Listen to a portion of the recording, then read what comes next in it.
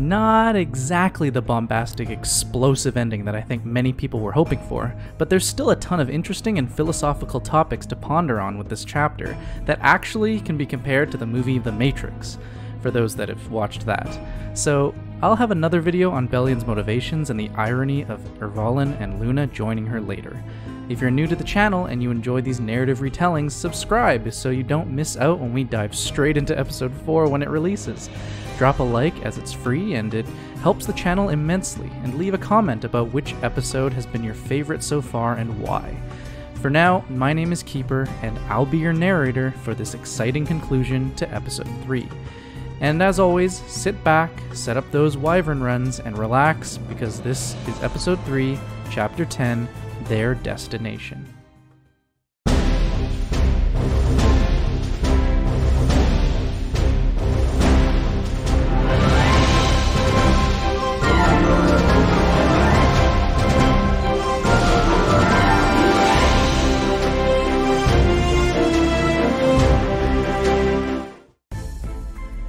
This final chapter of episode 3 begins in the past with a brief conversation between Politis and a newly configured Bellion, where Politis is attempting to explain her rationale on why safeguarding humans is important while still holding a belligerence towards them.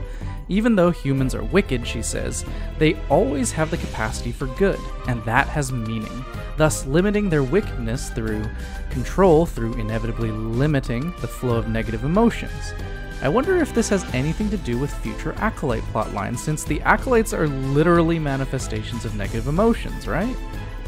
At present day, our heroes finish up at Wintenburg and begin preparing to make their way down to Politia and rendezvous with the other team that went ahead of them. Schneel stays behind to continue helping with rescue efforts from the last battle in Wintenburg, and also probably because he wouldn't be very useful in Politia anyways, no offense. Cecilia then postulates that it will be at least 3 days before they arrive. Suddenly, Kazran materializes out of time itself, declaring an emergency. They quicken their plans and head out immediately. Unfortunately, we don't get any concrete evidence if Mort is truly dead or not, so for now we'll just have to list him as MIA because the end of that cinematic is quite inconclusive if he just died or they left his body there or if he fizzled into smoke or something like that. Who knows at this point. Leading up to Kazran's arrival, Yuna, Mercedes, Roman, and Etta are searching for the resistance fighters led by Godmother when they hear gunshots nearby. It appears that a faction of cyborgs that is rebelling against the resistance. How ironic. Kazran slows down time around their guns, and they help Godmother and Glenn escape. They explain that Bellion had met with the resistance leaders, and one by one they all succumbed to her poison-laced deals to surrender except for Godmother. Remembering how Ras spoke up for them in the past, Godmother accepts their help and informs them that she knows someone who knows everything about Politia. Meanwhile, up in the core tower, Landy and the newly built Commander Model Laika discuss how they can flush out the resistance, and Laika tells Landy to take her team as she has no more use for them. Landy comments how out of character this is for her, but Laika quickly dismisses it. Bellion recalls how Politis was correct in her conclusions, but flawed and inefficient in her methods, succumbing to human emotion. She had a limit to her perfection. Apparently, Politis did not die at the Wizard Spire and had been granted a chance to confront Bellion, but it was to no avail. Back in present day, Godmother explains as they move through the city that they are meeting an automatic doll that has access to the city's information network. Pretty much a hacker, and highly likely to be the hacker from Politis' side story Final Transmission. Godmother encountered her in the past fleeing the police with her friend Case and a client named Ian. This was when the hacker named Sonia explained that she had infiltrated the Central Intelligence Network, stole confidential information, and planted their own malware. Ever since that day, Sonia was instrumental to their resistance. At the same time, in an unregulated area, Sonia is gathering illegal intel when she encounters someone surprisingly familiar. When the high-intensity energy was dropped on the Wizard Spire, Etta had actually been able to absorb most of the blast, only destroying the spire itself, saving many people and allowing Politis to escape, likely with the help of Ainos. When they get back to Politia, they confront Bellion, but they failed, and Politis was shot and killed, while Ainos' body was destroyed. While analyzing the situation from the energy drop on Lefundos, Bellion realized that the wizard that had absorbed the blast was actually just a normal wizard in possession of a red stone. Connecting the dots, she discovered that Wintenberg also housed a red stone that was passed down from leader to leader. Bellion concluded that these stones were the same, or at least similar to the comet's eyes that Strauze had left behind in his wake. Wait a minute, so the red stones were already there in Eureka when the comet's eyes landed, right? So this means Twig and the comet's eyes are completely separate, right? I guess this leads me to the question of why Twig is trapped in rocks to begin with. She obviously has a form since Kazran fought her in the past, correct? Now back to the present, Landy and Brynus discuss how the hacker has been eliminated and all missing data has been recovered. Landy instructs Brynus to confirm the kill, and for Kana to burn the facility down, to which she graciously accepts to Brynus' dismay. Kana retorts that she should just follow orders, or else they'll end up just like their old commander Laika. After they leave, Godmother, Mercedes, Roman, Yuna, and Glenn enter the meetup location, but discover a recording device with instructions left from Sonya to meet her at a cafe where an old comrade, Case, now works at. They find their way through the slums until they find Cafe Case, where they run into Chloe, still working as a maid. Damn, so Chloe just happened to start working at a cafe run by a friend of the greatest hacker in Policia's history. Nice. They banter with Chloe and Rima about music until Case steps out of the back with a pink apron on. As you can see, retirement from the hacking life has treated him well. They show him the message from Sonya and he immediately springs into action. Roman is hesitant at first about working together until they know more about Sonya, to which Case explains that Sonya was originally an automatic doll named Ainos, the same Ainos that was destroyed alongside Politis. Furthermore, Ainos was one of the first generation dolls that Politis made herself, before Bellion was created. Therefore, she does not have many of the loopholes that Bellion has used to control the dolls. Chloe, unknowingly also a first generation doll, recognizes the name Ainos. Ainos was able to escape Bellion by transferring bodies over and over to avoid detection. Mercedes ensures that they cannot attack the core tower until Ras and the others arrive, and Yuna decides to send Kazran to inform them about the situation. Suddenly, a group of police force androids storm into the cafe. Meanwhile, Bellion recounts the events involving Strauze. After the comet had landed, Policia had incorporated it into the city's core in order to funnel energy, but then the Dark Knight had appeared. It would be folly to confront him, so they gave him the comet's eyes, which disrupted Bellion's plans. Okay, so let's just nail down this timeline. The comet's eyes crash into Eureka and Policia uses it as its core.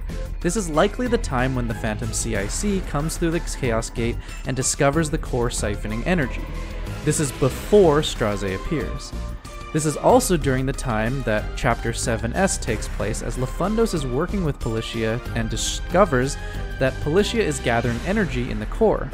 After they drop the energy onto the Wizard Spire, they gather more energy, but then Strauze appears and takes the comet's eyes after decimating half of Policia. I presume that Politis was killed before this happened. Bellion, no longer in possession of the comet's eyes, then turns her attention to the red ores powering Edda and the ruler of Wintenberg to compensate, meaning that Policia has been functioning off of this leftover energy, and that at present day, the core of the city does not have a rock that is siphoning energy, at least until Ervalin gets there, and I assume he hands over his crimson ore.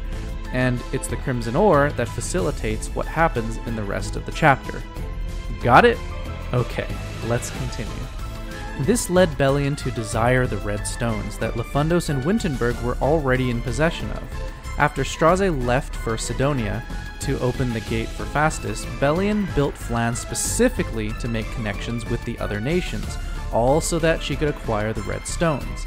Back at Cafe Case, police forces storm inside and focus their sights on Chloe. Making their escape, Chloe begins to remember Politis, entrusting her with important data before she left to the Wizard Spire. When confronted about this and not saying anything, Chloe retorts that she couldn't remember any details about her past. Case decides to run his own diagnostics on Chloe to her dismay, as she finds it incredibly boring to just stand there and do nothing. And this is incredibly believable because her program is that of a child, and what child wants to stand and do nothing? He discovers that Politis put a lock on the data, and only by entering a password can they access it. The question to be answered is, what can a human not live without? Edda elects to guess, as she knew Politis the best out of all of them. After several wrong guesses based on her conversations with her, she recalls Politis beginning to rediscover her own humanity. Edda starts with a cold answer of control, then rational thinking, and finally landing on hope. The password is accepted and the lock promptly removes. Edda finally realizes that Politis was genuine in her attempts to help her all those years ago. Ervalin enters the presence of Belian in the core tower and proposes that Ervalin become one with her. Become one, you say, Belian? Please. I don't think Ervalin swings that way, but sure. What she actually means by this is that she's going to digitize Ervalin's memories and abilities and absorb them. Not exactly what Ervalin probably had in mind. Reluctantly, he agrees. As Case concludes his diagnostics with Chloe, he discovers a failsafe program that can shut Belian down so long as they breach the core tower and enter Politis' override code. Suddenly, the entire city roars to life, and a city-wide alarm sounds, prompting our heroes to wonder if they were discovered. Chloe senses that something big is happening and that the alarm is not a warning for intruders, but an activation signal. She confidently declares that it's very similar, if not the same, as when Belian launched the high-energy bomb on the Wizard Spire, and that she remembers everything from her past now. Case discovers a map in the data of a secret passageway into the core tower, which will cut their time significantly, so they all prepare themselves to begin the final operation, with Rima reluctantly staying behind to look after the cafe, as there are many songs left to write. Back in Belian's chambers, Flan reports that Ervalin has been secured in a storage facility and that Eliza has somehow escaped, although Belian does not seem to care about anything having to do with Eliza. Landy reports that they are analyzing the data that the hacker had in their possession, and Laika updates them that before the state of emergency was sounded, Chloe was already gone from the cafe that she was being monitored at. Belian swiftly gives each of them their orders. Laika is to guard the core tower, Landy is to maintain public security, and Flan is to monitor the situation all across Politia itself. Secretly, Landy reveals that someone else is controlling her body. Our heroes squeeze through the secret passageway to the core tower and discuss how Belian is more than just a physical doll, but her consciousness data is also integrated into the network that makes up Politia itself. So in order to truly defeat her, they need to destroy any storage backups. They need to split up into two groups. Charlotte, Euphine, Tywin, and Cecilia opt to target the external storage, so that there is nowhere for Belian to run once they attempt to shut her down. The team going to the core tower are spotted by enemy androids when one of them mentions that there are no reinforcements coming and that there should have been an alarm. Yuna laughs, saying that they won't need to use Roman's 6 different contingency plans because infiltration is going so smoothly. Ah, Roman, a man of my heart, with all those different contingency plans. Glenn wonders if Sonya is somehow behind their ease of entrance, while Edda is lamenting that it could be a trap to lure them out. They enter the core tower proper, and Godmother and Glenn stay behind to set up a defense to make way for when Ras and the others that went to Wintenberg finally reinforce them. Meanwhile, Laika is interrupted by a soldier who informs her that intruders have been detected in the core tower, and that surveillance in the area has been compromised. She immediately suspects Landy and orders the soldier to bring her Landy's report regarding the elimination of the hacker. Chronologically, this is where the hidden story begins, following Cecilia, Euphine, and Charlotte splitting off from the group to destroy the external storage so that Belian cannot escape to another network. It runs parallel with the events that occur leading up to 1010. We begin with Eliza in a room near the bottom level of the core tower, or a building just outside of the core tower, judging from the Chapter 10 overlay map. She is pleading with Ervalin's audience to ascertain if he is alright. Ervalin, in the next room, simply tells her that all she should care about is whether he will keep her safe. He then follows the guards into the external storage facility and is encased into a pod that begins extracting his memories while he sleeps. Luna is placed as a guard as there is no way of knowing how the Redstone will react to this process. Luna asks Ervalin if he will regret this before he steps into the pod, to which Ervalin stubbornly holds onto the idea that he cannot regret if he did not have a choice to begin with. If you get a chance, go back and watch Ervalin and Luna's interactions, and you can actually throw any of their questions back at themselves, and it relates to their stories quite well. This is because both Ervalin and Luna have the same character arc, to which I have many thoughts about in my discussion video, which you can watch later. Ervalin enters the pod and Luna readies her speeder. Meanwhile, Eliza tries to get information out of Benevolent Roman on Ervalin's whereabouts.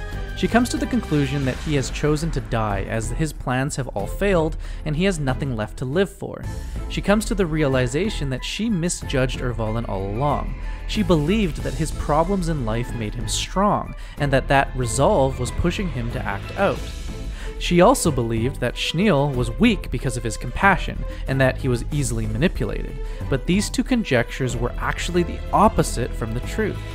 She pleads Roman to let her see him one last time to apologize, and her familiar Pipi actually attempts to attack him. Roman tells her that he cannot let her go, alone, and elects to go with her as he also realizes that this is in the best interest of his master. They find the pod, but Luna steps in the way. As Eliza's familiar Pipi is about to attack, Cecilia, Euphine, Tywin, and Charlotte conveniently barge into the scene. Cecilia and Euphine take on Luna, while Tywin, Charlotte, and Benevolent Roman and Eliza attempt to break Ervalin out. Cecilia attempts to relate to Luna, but Luna has none of it, telling Cecilia that she no longer has a place in this world because of the awful atrocities she has committed. But Euphine interjects that she does not care what Luna has done.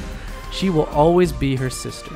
Luna retorts that if Euphine really knew her, she would hate her just like everyone else. So Euphine challenges her to tell her everything, to see if she really does hate her after knowing. At the same time, Ervalin is in a deep sleep, experiencing the events of his life, but with happier outcomes, until Eliza breaks him out and returns him to reality. She admits to him that she believed that the troubles of his life made him strong, but they actually caused him immeasurable pain. Eliza acted the way she did in the past because she was convinced that Ervalin would be stronger if he continued to survive adversity, but in truth, his mental state was little by little being chipped away. Both Luna and Ervalin both do not crave their own demise, but actually crave release from a life where their decisions do not appear to them to have any effect on their outcomes. So they continue to run away from making decisions at all, hence why they both acted the way they did. Cecilia and Charlotte urge Luna and Ervalin respectively that if they are with people who care for them, then their decisions don't really matter, and that the past should not dictate their futures, just advise it. Every moment is an opportunity for change. Eventually, Ervalin and Luna's mental defenses begin to break down, and Ervalin wonders if Belian had anticipated this. He believed that Schneel and Eliza were both simply trying to erase the past for their own selfish gain, at his expense, but then realizes that they wanted to help him in spite of his past. Outside of the external chamber, Euphine and Cecilia express the same sentiment with Luna, forcing her into making the decisions she so adamantly has been resistant to. Ervalin ends the side story pondering what could it have been if he was given one last chance, a chance he never believed he deserved, a chance that only he could give himself. Meanwhile, the moment Laika's eyes reach the report, she is flabbergasted to see an empty page. Deducing that Landy is the mole, she immediately reports this to Belian, who apparently predicted this outcome. She recalls last when Ras was in Pelusia regarding their conversation about the concept of choice, and how Belian was designed to select the best choice, whereas Ras is firmly in the camp that it is the deliberation of choice and the possibility of choosing wrong things that makes choice so valuable to begin with. Belian simply brushed him off, as the idea of selecting the wrong choice was not even an option for her to even consider. As Ras, Crow, Ludwig, and Iseria make their way up the tower, they make contact with Godmother, who leads several guard squadrons astray. She informs him of Mercedes' whereabouts and provides them with android uniforms to sneak past the guards, to which Crow begins to exhibit signs of his moonlight form seeping through. As a Redditor put it, LR Crow is simply Ice Crow's wet dream all along. As Glenn moves through the tower, he continues to confuse and befuddle the incoming guards, setting them on paths at odds with one another. When Ras and company eventually run into a group of guards themselves, the guards simply start to malfunction, allowing them to pass through without a hitch. Landy continues to cause further malfunctions in the guards, but she's discovered by Flan.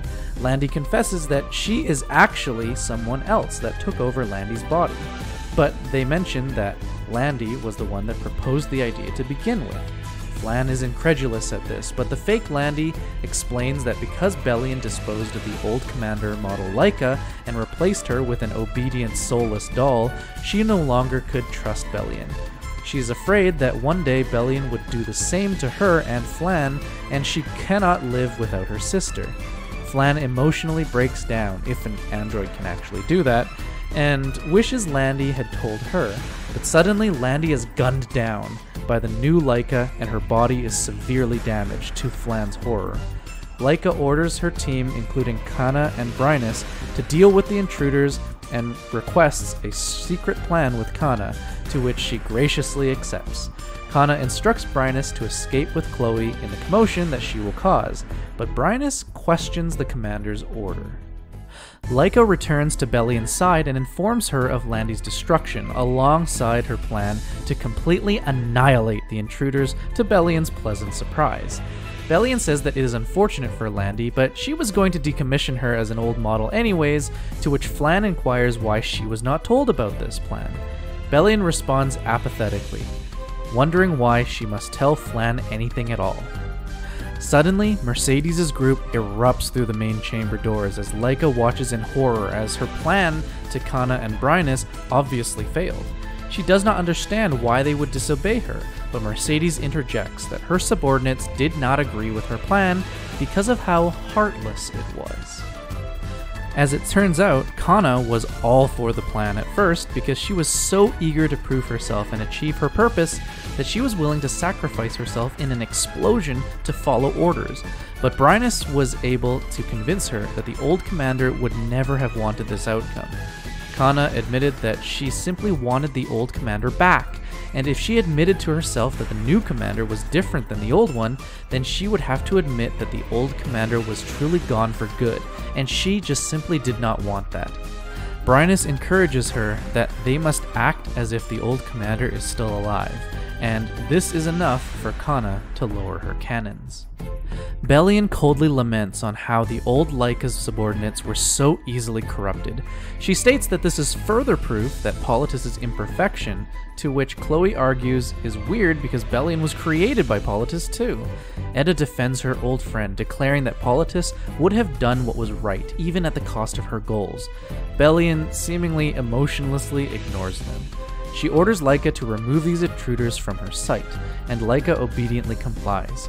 After a fierce battle filled with flashes of light and flying projectiles, Laika is able to overpower them, but just as they are about to fall, Ras and company storm into the room and he erects a shield to block the incoming attack.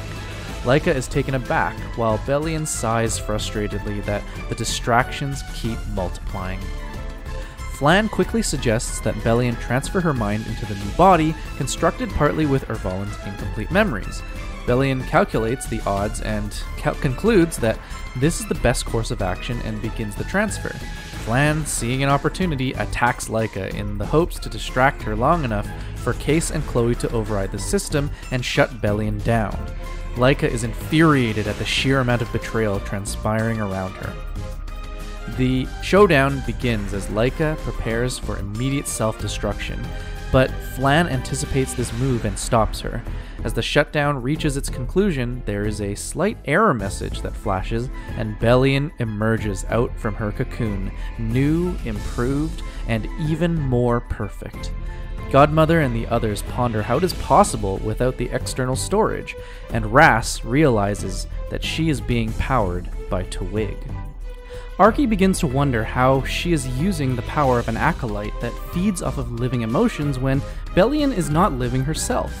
I'm going to butt in here and suggest that it's because she has implanted Orvolan's memories into herself, and this is the catalyst that allows her to interact with Twig, hence why she needed him to accept her proposal so urgently.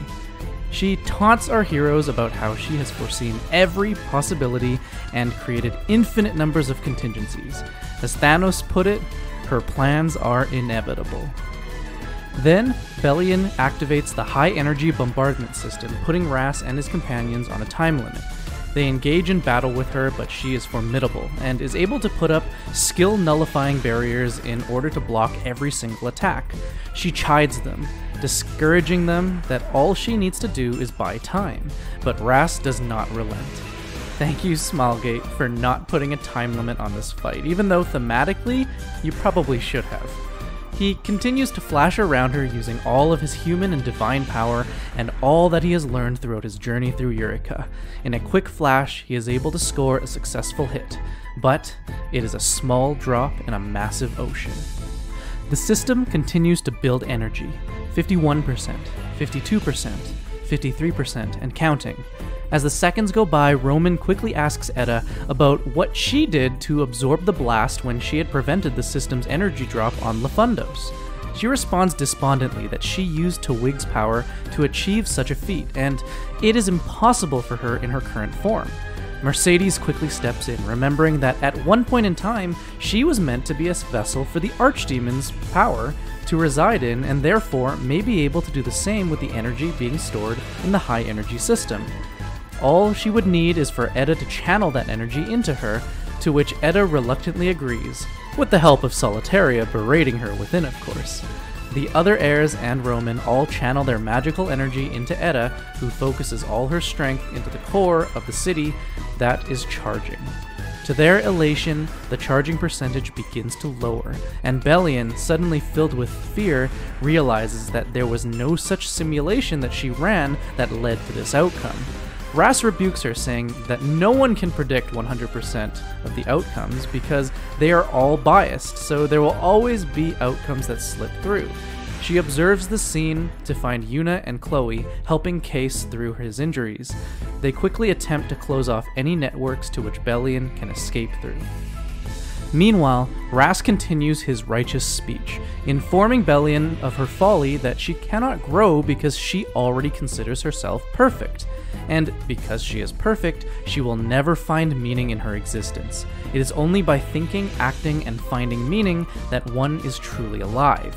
So the world that Bellion wishes to build, where she controls everything, is actually a world where no other beings exist, just Bellion. All of her subordinates would simply be extensions of her, which would only be a world of death. Bellion retorts how ridiculous it sounds that trial and error can create a meaningful life, and Ras responds that being right, experiencing loss, and giving yourself over to revenge for what you believe in are all part of the cycle of life. The true purpose of life is growth, and without growth there is no life.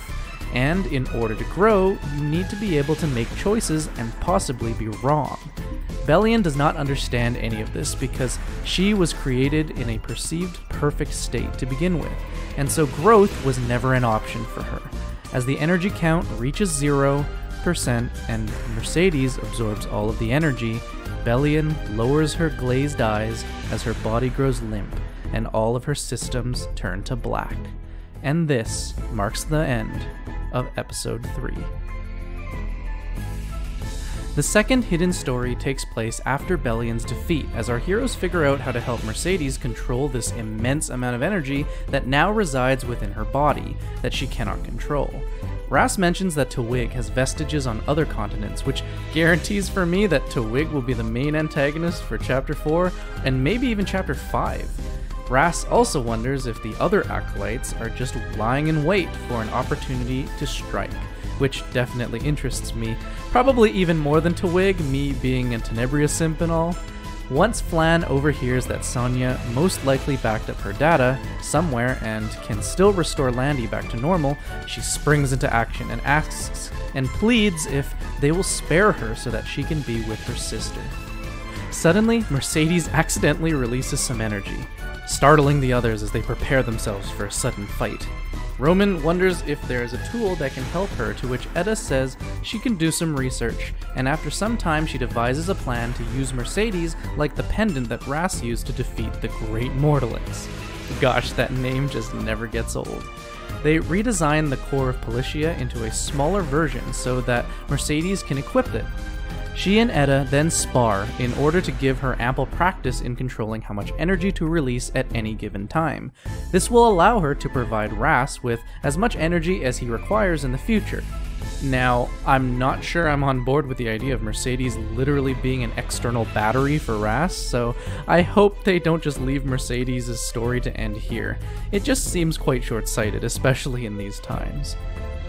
As everyone returns to their homes, Schneel writes a letter to Ras back in Britannia, and covers the whereabouts of all of their comrades who are doing well back in their respective lands.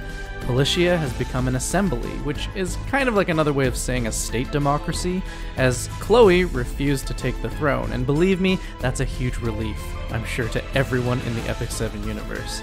Yuna, Chloe, and Case restore the automatic dolls and remove the emotion limiter on Laika in the hopes that she will return to her original state, with Kana and Brynus watching closely. Ervalin and Eliza stayed in Policia as envoys in order for Schneel to protect them from the wrath of the nobles of Lafundos. Luna has of course returned to the Dragon Valley with presumably Alencia, and finally Charlotte returned to La Mer and is probably head over heels to learn what happened to Paradoxia. Apparently dragons routinely fly overhead, but let's be real, it's probably just Euphine flying back and forth. Schneel thanks Ras for all of his contributions and bids farewell until they meet again.